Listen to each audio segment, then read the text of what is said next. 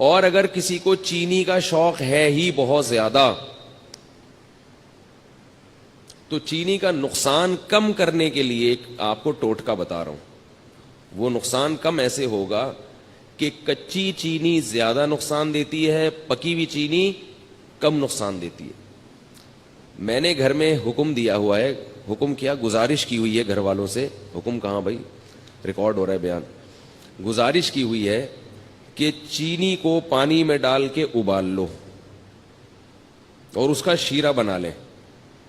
چینی کو نا خوب اچھی طرح پکائیں, پانی میں ڈال کے بہت اچھی طرح پکائیں, خوب اچھی طرح پکا کے نا اچھی طرح بوائل کر کے اس کا شیرہ تیار کر کے بوتل میں بھر کے رکھ لیں. وہ پکی ہوئی چینی ہے, اس میں جو اس کے کیمیکل ہے نا وہ جلنے اور پکنے کی وجہ سے اس کے زہریلی اثرات ختم نہیں ہوتے, کم ہو جاتے ہیں. آ رہی ہے بات, ختم نہیں ہوتے, کم ہو جاتے ہیں.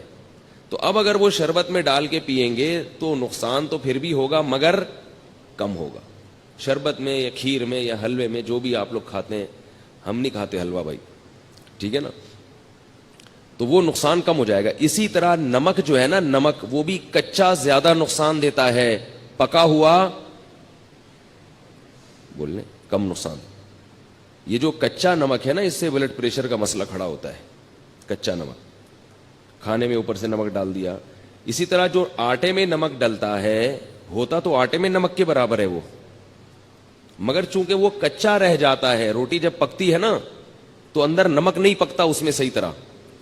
تو جو بلڈ پریشر کے مریض ہیں وہ لوگ جب یہ روٹی کھاتے ہیں تو کھاتے ہی ان کا بی پی ہائی, اور پھر الٹی الٹی باتیں پھینکنا شروع کر دیتے ہیں. وہ دیکھا ہوگا آپ نے, کھانا کھاتے ہی پڈا ہو گیا گھر میں.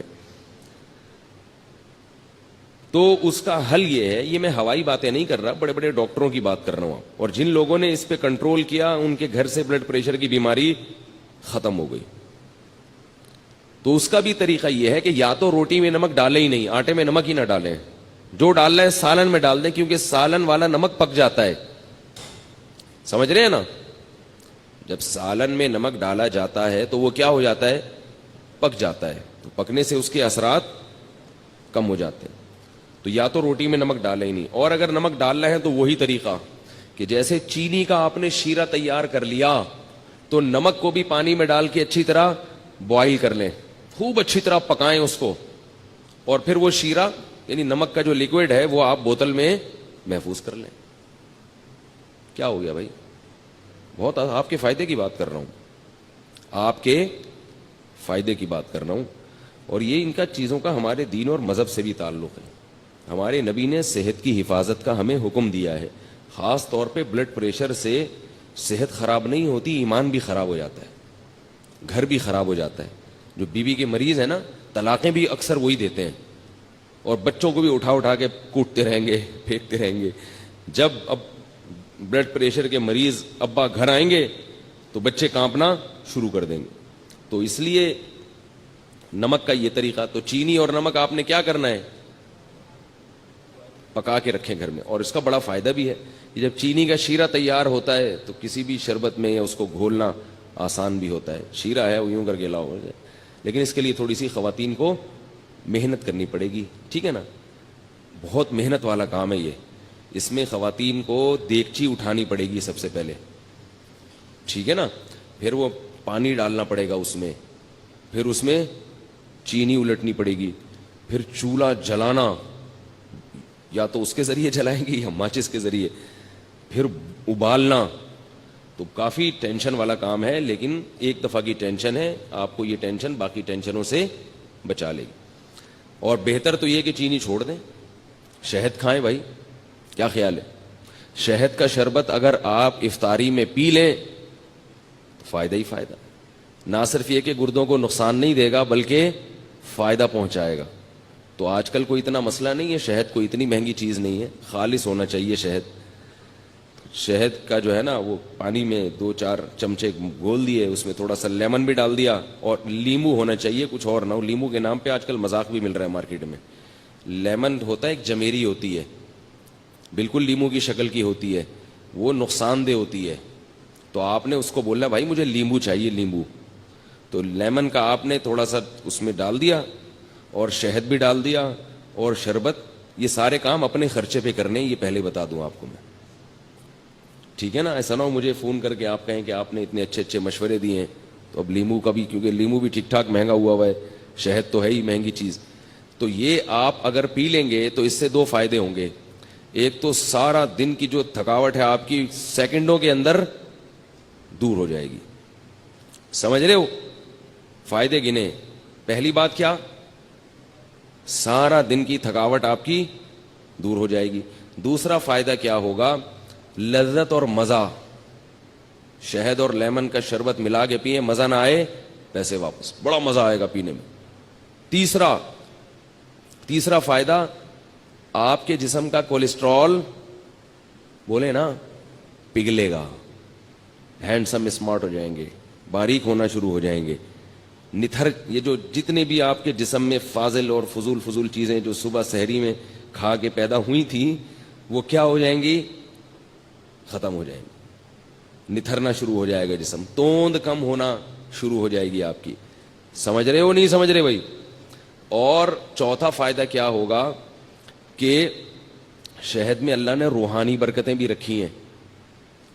قرآن میں اللہ نے کہا نا فیہ شفاء للناس, تو اللہ نے تعریف کی ہے, تو جس کی چیز اللہ تعریف کرے ظاہر ہے اس میں جسمانی برکتیں بھی ہیں اور روحانی برکتیں بھی ہیں. تو یہ چار چیزیں, اور پھر آہستہ آہستہ چینی سے جان چھوٹ جائے گی. یہ پانچواں فائدہ ہوگا, شہد کی عادت پڑ جائے گی آپ کو کچھ دنوں میں. تو یہ تھوڑے بہت کام کیا کریں, اور اللہ کا واسطہ یہ جو بازار سے جتنے قسم کے مشروبات آ رہے ہیں, جتنے قسم کے, چاہے وہ بہت اچھی کمپنیوں کے ہوں یا 2 نمبر لوکل کمپنیوں کے ہوں, سب ایک جیسے ہیں, سب نقصان دہ ہیں. جتنے مشروبات کوئی فری میں بھی دے رہا ہو نا, اگر فری میں بھی, تو نہ لیں اس کو. سمجھ گئے کہ یہاں تک؟ البتہ ہمدرد والوں کا جو روح افزا ہے اس کے بارے میں ماہرین کی 2 رائے ہیں. بعض کہتے ہیں وہ بھی کچھ ایسنس ہیں وغیرہ, اور بعض کہتے ہیں نہیں وہ خالص عرقیات کا مجموعہ ہے. تو مجھے اس کی تحقیق, کتنی اہم باتیں ان کو فری پھوکڑ میں بتا رہے ہیں اور یہ قدر نہیں کر رہے بھائی, تو مجھے اس کی پوری طرح تحقیق نہیں ہے. وہ آپ ہمدرد والوں سے پوچھ لیں کہ بھائی یہ 2 نمبر آ رہا ہے, یا جب تک حکیم محمد سعید صاحب زندہ تھے تو 1 نمبر آ رہا تھا, وہ پھلوں کا رس تھا, ٹھیک ہے نا. اب پھلوں کا رس ہے یا پرچی پہ پھل لکھ کے وہ پرچی ڈال دی جاتی ہے, اس کا مجھے علم نہیں ہے. تو دونوں باتیں سننے کو ملتی ہیں, بعض کہتے ہیں 2 نمبر ہے, بعض کہتے ہیں 1 نمبر ہے. تو مجھے نہیں پتا کہ وہ 2 نمبر ہے کہ 1 نمبر. تو آپ کا کوئی جاننے والا ہو تو آپ اس سے تحقیق کر سکتے ہیں. باقی جتنے بھی مشروبات آ رہے ہیں باہر سے, سارے بیڑا غرق کر رہے ہیں, کیونکہ جب آپ خالی پیٹ وہ پیتے ہو ان میں کیمیکلز ہوتے ہیں. وہ کیمیکلز آپ کے گردوں کو فوری طور پر متاثر کرتے ہیں. گردوں کے اتنی بیماریاں, پہلے زمانے میں لاکھوں میں کوئی 1 گردوں کا مریض ملتا تھا. تو اپنے آپ کو ڈائلیسس پہ کیوں لانا چاہ رہے ہو بھائی؟ آپ دیکھو نا, ڈائلیسس کے مریضوں کو جا کے ہسپتال میں دیکھو, پناہ مانگو گے اللہ کی آپ کہ اللہ مجھے بچا لے اس عذاب سے. تو یہ سارے کیسے مریض بنتے چلے جا رہے ہیں؟ شوگر کی بیماری, گردوں کی بیماری اتنی زیادہ عام ہو گئی ہے. اس کی بنیادی وجہ یہ جو مشروبات ہیں بازار کے ڈبے, جو دودھ کے آپ پی رہے ہیں نا, دودھ کے نام پہ جو مذاق پلایا جا رہا ہے آپ کو, یہ چھوڑ دیں, یہ دودھ نہیں ہے. یہ جو خوشنما پیکنگ میں دودھ آ رہے ہیں, یہ سفید رنگ کی کوئی چیز ہے, یہ دودھ نہیں ہے.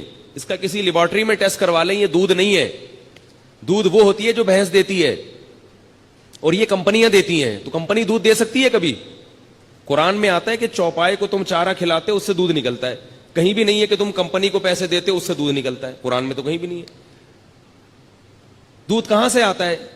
اب یہ پہلی جماعت کے بچوں کے سوال ہیں. بتاؤ دودھ کہاں سے آتا ہے؟ گائے سے آتا ہے یا کمپنی سے آتا ہے؟ گائے دودھ دیتی ہے. ہندو اسی لیے تو گائے کی عبادت کرتے ہیں کہ وہ دودھ دیتی ہے.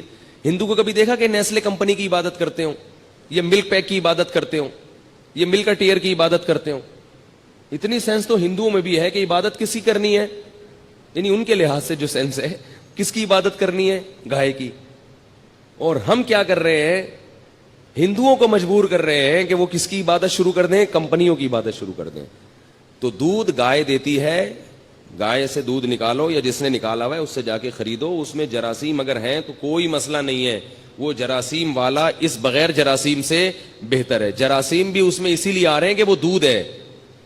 جراثیم کو بھی پتا ہے کہ یہ کیا ہے, دودھ ہے. اور یہ جو ڈبوں کے دودھ ہے ان کو کھول کے رکھ دو, اس کو جراثیم بھی لفٹ نہیں کراتے.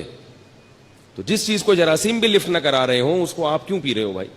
تو یہی ساری چیزیں کھا کھا کے لوگوں کے گردوں کا بیڑا غرق ہو گیا، شوگر کے مریض بنتے چلے جا رہے ہیں، توندیں نکلتی چلی جا رہی ہیں، جسم ڈھلکتے چلے جا رہے ہیں، چہروں کی رونقیں ختم ہو رہی ہیں، پھر بھی پی رہے ہیں، بچوں کو بھی پلا رہے ہیں۔ اس لیے یہ اللہ نے قرآن میں حکم دیا ہے کہ اپنے آپ کو خود سے ہلاک مت کرو۔ جیسے خودکشی کرنا حرام ہے کھمبے سے چپک کے، ایسے ہی سلو پوائزن کھا کے آہستہ آہستہ اپنے آپ کو تباہ کرنا بھی غلط کام ہے، ناجائز کام ہے، اگر آپ کو پتا ہے کہ اس سے مجھے نقصان ہو رہا ہے۔ یہ عجیب بات ہے کہ کھمبے سے چپکنا تو حرام ہے، اپنے آپ کو مار دینا۔ یعنی آپ مجھے بتاؤ، ایک آدمی خودکشی کر رہا ہے، وہ ایسے کر رہا ہے کہ ابھی گیا اور ابھی بجلی کے کھمبے پہ ہاتھ لگایا اور ابھی مر گیا، تو یہ ناجائز ہے یا نہیں ہے؟ ہے بھائی؟ اور ایک آدمی ایسے اپنے آپ کو ہلاک کر رہا ہے کہ وہ تھوڑا تھوڑا کرنٹ اپنے لگاتا ہے کہ میں ابھی نہیں مروں، 10 سال میں مر جاؤں، تھوڑا تھوڑا اپنے آپ کو کیا کر رہا ہے؟ ہلاک کر رہا ہے۔ آج تھوڑا سا کرنٹ، پھر تھوڑا اور ذرا جھوڑ کا جھٹکا، پھر اور ٹھیک ہے، یہ ویسا حرام نہیں ہے جیسا ایک دم سے مارنا، لیکن کیا اس کو بھی ہم صحیح کہہ سکتے ہیں اس عمل کو؟ ہے بھائی زندگی کی حفاظت جب فرض ہے تو پھر وہ ہر لحاظ سے فرض ہے۔